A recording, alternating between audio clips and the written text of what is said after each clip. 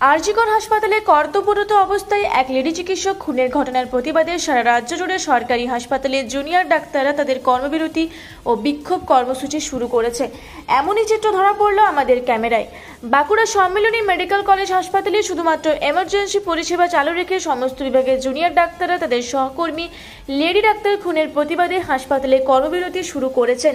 এতে সমস্ত চিকিৎসা পরিষেবা বন্ধ হতে চলেছে। তাদের দাবি, দোষীকে অবিলম্বে গ্রেপ্তার করতে হবে এবং উপযুক্ত শাস্তি দিতে হবে। আর সমস্ত হাসপাতালের ডাক্তার, নার্স, রোগী থেকে শুরু করে রোগীর পরিজন সকলের জন্য সুরক্ষা দিতে হবে। এইসব দাবি নিয়ে বাঁকুড়া মেডিকেল কলেজ থেকে মিছিল করে প্রিন্সিপালের কাছে ও সুপারের কাছে তারা ধর্নায় বসেন। তাদের দাবি না মানা হলে তারা তীব্র থেকে তীব্রতর আন্দোলনে নামতে বাধ্য হবেন বলে জানা যায়। বাঁকুড়া থেকে মানিক কর্মকারের রিপোর্ট, রূপসী বাংলা মিডিয়া।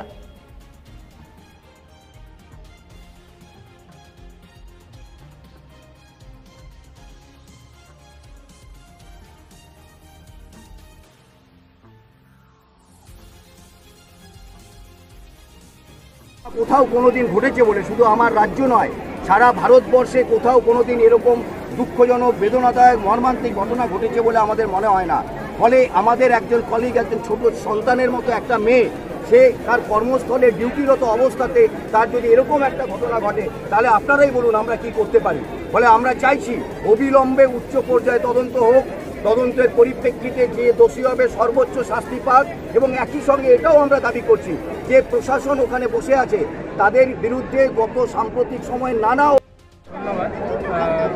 আমরা মুখোশ দেখতে পাই যে আমাদের যাদেরকে ভরসা করে আমরা পিজিটিসরা, আমরা রেসিডেন্ট ডক্টরসরা, ইন্টার্নসরা হাসপাতালে থাকি পেশেন্ট পরিষেবা দেওয়ার জন্য, তারাই আমাদের সাথে ব্যাপারটা তার বাড়ির সাথেও হতে পারে, যে কারোর সাথে হতে পারে, এবং শুধু যে ডাক্তারের উপর হয়েছে তা নয়, ঘটনাটি ক্যাম্পাসের ভেতর হসপিটালের মধ্যে হয়েছে। এবং শুধু যে হসপিটালে ডাক্তার থাকেন সেটাও নয়, সেখানে অনেক স্টাফ থাকে, নার্স থাকে, সেটা যে কারোর সাথে হতে পারে। আজকে একটা পেশেন্টের সাথেও হতে পারে।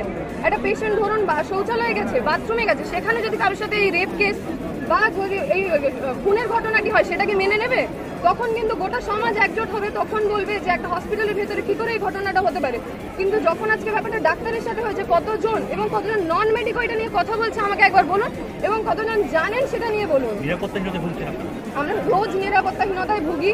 আমি নিজে একজন মেয়ে, এবং আমাদের কোনো ডিউটি নির্দিষ্ট সময় থাকে না, কারণ ডাক্তারদের কাজের কোনো সময় নেই। অবশ্যই এমনও হয় 3টের সময় আমাদের কাজ শেষ হয়, 4টের সময় কাজ শেষ হয়। বাঁকুড়া কলকাতা থেকে অনেকটা বিচ্ছিন্ন জায়গায়, এবং আমাদের যেখানে হাসপাতালটা সেটাও খুব যে একটা পশ এলাকা বলতে গেলে তার মধ্যে নয়। রাতে আমরা টোটো পাই না, গাড়ি পাই না, কিচ্ছু পাই না, আমাদের হেঁটেই যেতে হয়। যদি আমাদের কোনো পুরুষ বন্ধু বা কেউ আমাদের দিয়ে আসে ভালো মনে করে, সেটা আমাদের কিছুটা সুরক্ষা দেয়, কিন্তু সব সময় তো সবাই থাকে না।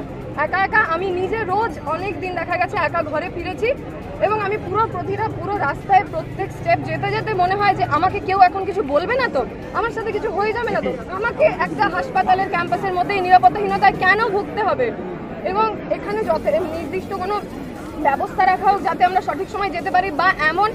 এবং সবচেয়ে বড় সমস্যার কথা, আমাদের থেকে যেতেও কোনো অসুবিধা নেই, কিন্তু আমাদের হাসপাতালে খুব দুঃখের সাথে জানাচ্ছি, ইন্টার্নদের জন্য, পিজিটিদের জন্য বা এসআরদের জন্য কোনো নির্দিষ্ট ঘরের ব্যবস্থা নেই, এবং প্রপার স্যানিটেশনের ব্যবস্থা নেই, ওয়াশরুম নেই, যেখানে একটা মেয়ে বা ছেলে যেই হোক রাতে থেকে যেতে পারে। যে ভাববে